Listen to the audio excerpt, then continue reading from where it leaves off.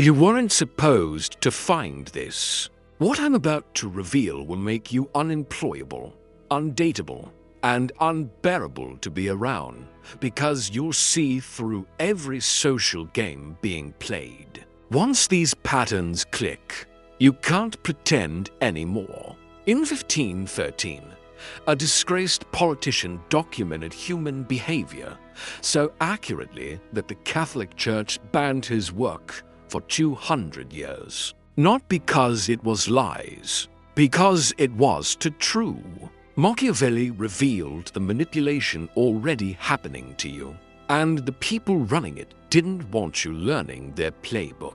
These 5 patterns will destroy your friendships, your relationships, your family dynamics. Not because they're false, but because they're undeniably real. Last chance to stay comfortable. Still here? Let's begin. Pattern 1. Everyone is performing, including you right now. Machiavelli wrote, "Everyone sees what you appear to be. Few experience what you really are." Here's what he meant. The person sitting across from you is running a calculated performance, and so are you. Right now. This isn't occasional dishonesty. This is how humans operate at the neurological level. Your best friend isn't showing you friendship. They're showing you a performance of friendship calibrated to extract maximum benefit, while minimizing vulnerability. Your romantic partner isn't showing you love. They're showing you a version of love that protects. Their exit strategy. Every single person you know is a stranger wearing a mask that fits your expectations. Here's the part that breaks people. You do this too. You act different with your boss, your friends, your parents, your dates. Each version of you is strategic fiction designed to get what you need from that specific person. The real you doesn't exist in social contexts because the real you would be socially destroyed. Within hours, watch this operate in real time. Your colleague who seems genuinely helpful is performing helpfulness because it builds political capital. The moment helping you costs more than it benefits them, the helpfulness vanishes. Your partner who seems devoted is performing devotion because you're currently their best option. When that changes, the devotion changes. Machiavelli watched advisors perform loyalty to princes, then betray those same princes the moment circumstances shifted.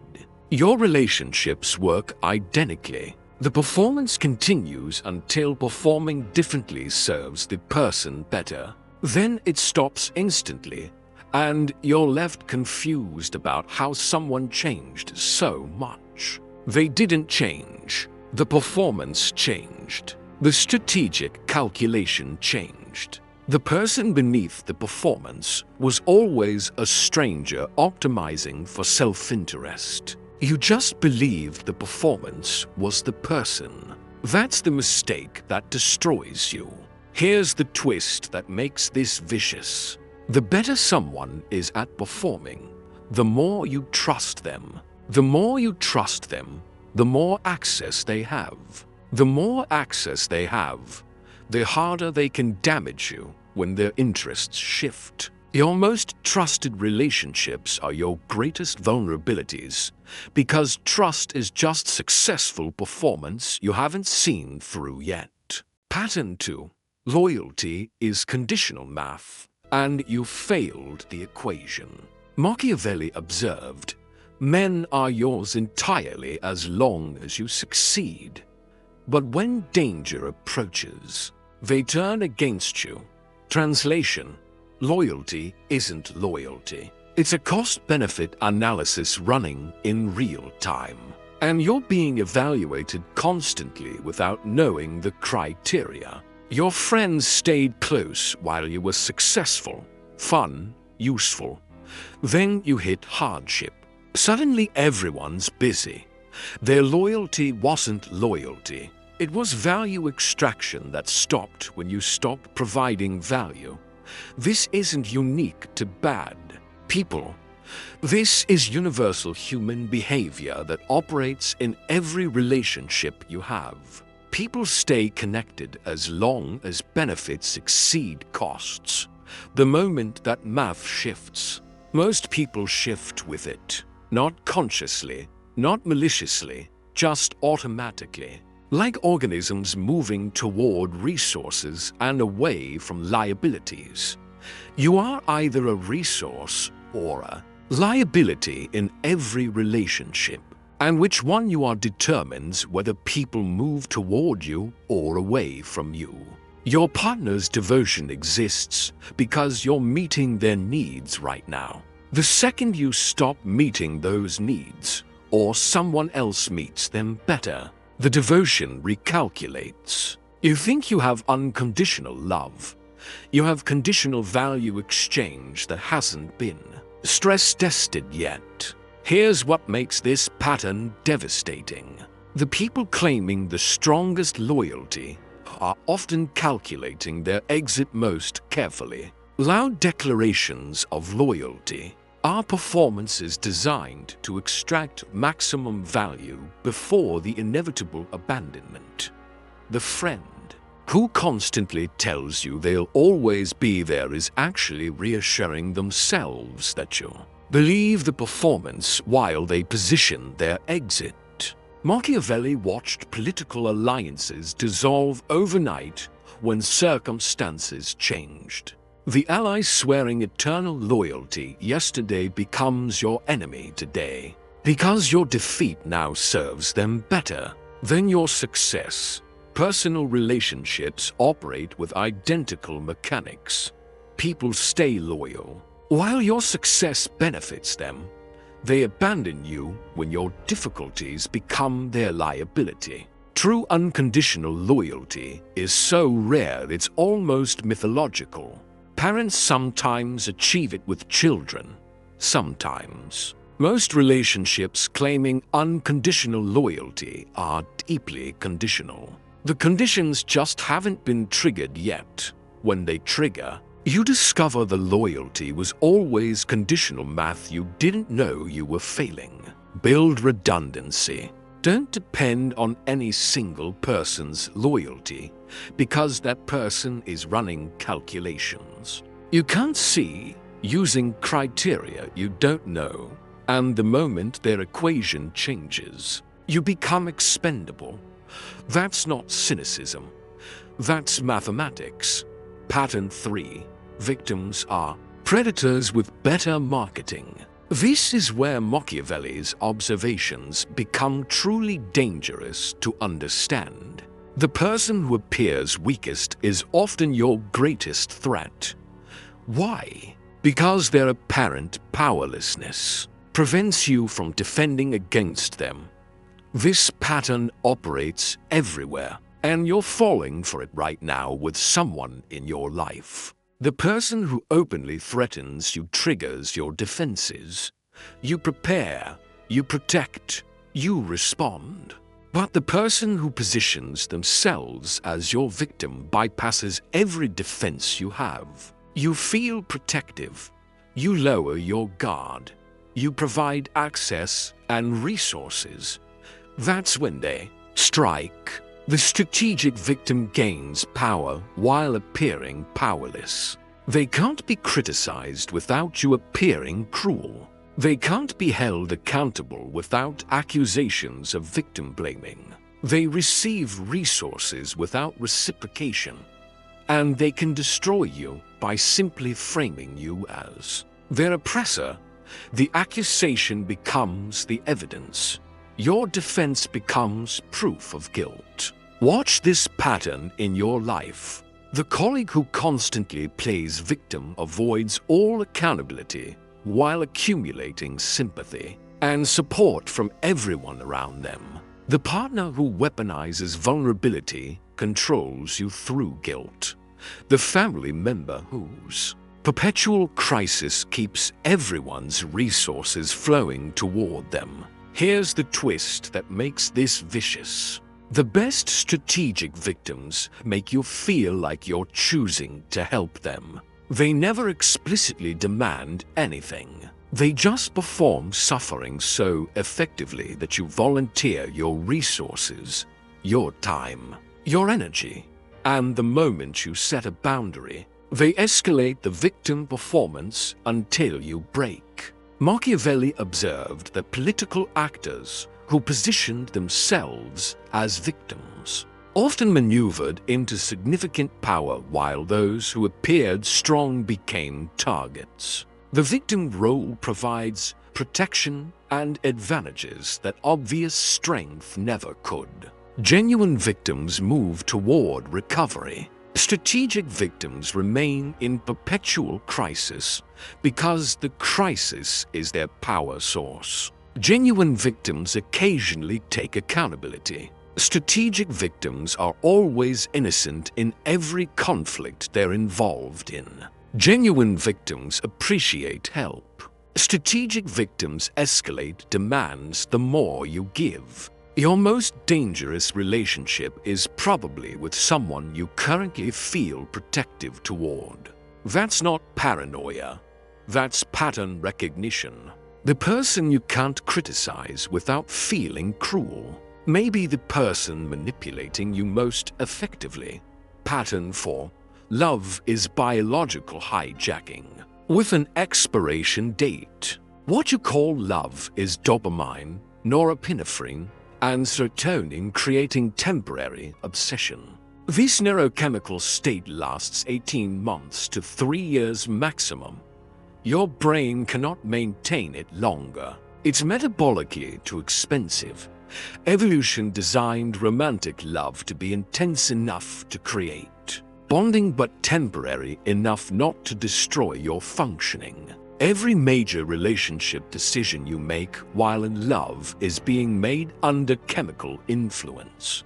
That impairs your judgment about the very question it's being used to answer. You're choosing a life partner while intoxicated. When the intoxication ends, you're stuck with whoever you chose, trying to figure out if you're actually compatible for the decades without intense feeling. Most people aren't compatible. That's why divorce rates approach 50% for first marriages and increase for second and third marriages. The person you can't live without today will seem ordinary in 2 years when the chemicals normalize. The relationship will depend entirely on compatibility you couldn't evaluate clearly during the neurochemical storm. Here's the part that destroys people. The chemicals don't just create attraction. They actively impair your ability to see flaws. Your brain filters information to maintain the bonding state. You literally cannot evaluate this person accurately while experiencing romantic love. You're making permanent decisions with temporarily disabled judgment. Machiavelli would recognize this immediately. Humans controlled by biological imperatives they mistake for meaningful choice. You think you're experiencing profound connection. You're experiencing brain chemistry executing reproductive programming without regard for your long-term happiness or actual compatibility with this specific person. The person who seems perfect now seems that way because your neurochemistry is lying to you. In 18 months, when the chemicals normalize, you'll see them clearly for the first time. By then you might be married, pregnant, financially entangled, trapped in a choice you made while chemically impaired. Evaluate partners for compatibility when judgment is clear. Financial values, communication patterns, conflict resolution styles, life goals, family dynamics. These predict relationship success. Intensity of feeling predicts nothing except how hard the crash will be when the chemicals wear off and you're left with reality. The feeling fades regardless of intensity. Compatible partnership lasts if chosen wisely during clear judgment. Most people choose during intoxication, then spend decades managing the consequences of that impaired decision. Pattern 5. Every interaction is power negotiation. You're losing Machiavelli's deepest observation. All human interaction is power negotiation. Every relationship involves constant negotiation about who controls what, who sets boundaries, who makes decisions, who has access to resources. This negotiation never stops, and most people are unconscious of it, which means they're losing constantly. You think you're accommodating your friend by changing plans again. Actually, you're establishing that their preferences override yours. You think you're being generous, funding things disproportionately. Actually, you're establishing dependence that shifts power. Every accommodation establishes precedent about power distribution. The person who learns they can violate your boundaries learns they have power over you. The person who learns you always accommodate learns they control the relationship. The person who learns they can extract without reciprocating learns you're a resource they can drain.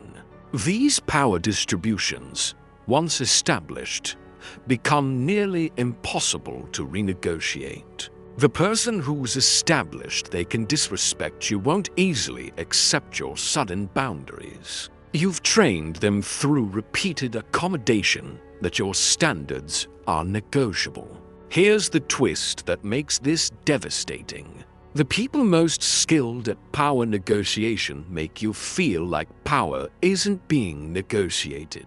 They frame power moves as favors, compromises, mutual decisions. You don't realize you're surrendering power until the distribution is already locked in and you're subordinate in a relationship that seemed equal. Watch any relationship and you'll see this.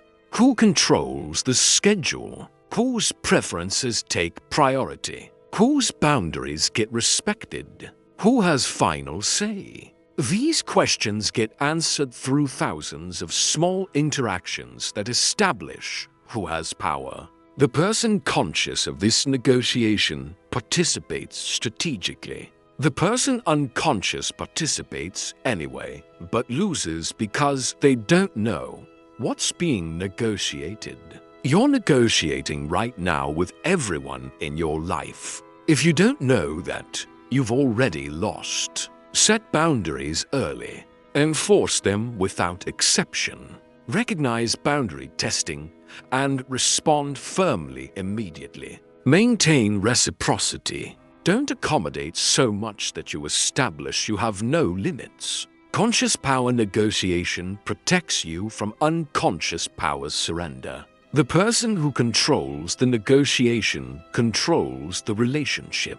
The person who doesn't know negotiation is happening has already been controlled. You're in one of those positions in every relationship you have. Which position depends on whether you're conscious of the game being played. Integration, living with patterns you can't unsee. You now understand 5 patterns that operate in every human interaction.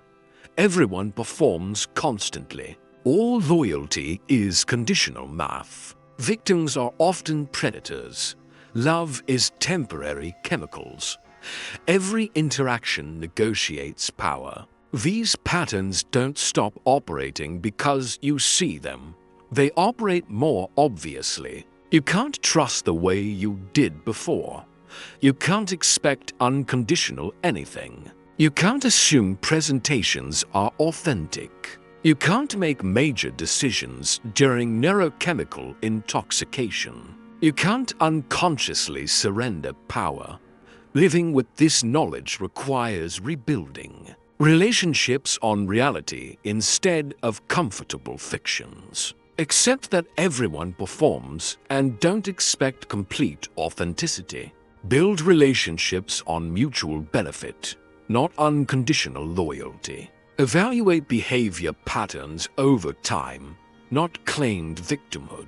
Make life decisions when judgment is clear, not chemically impaired. Negotiate power consciously, not unconsciously surrender it. This isn't cynicism.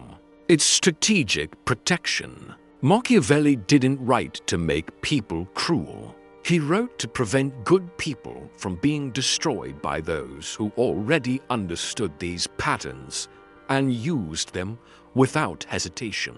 The people who rise to power already know these patterns. They know everyone performs. They exploit conditional loyalty. They weaponize victimhood. They don't let chemicals impair decisions. They negotiate power consciously. Your choice: remain naive and be controlled by these patterns, or understand them and participate consciously. Naivety doesn't protect you.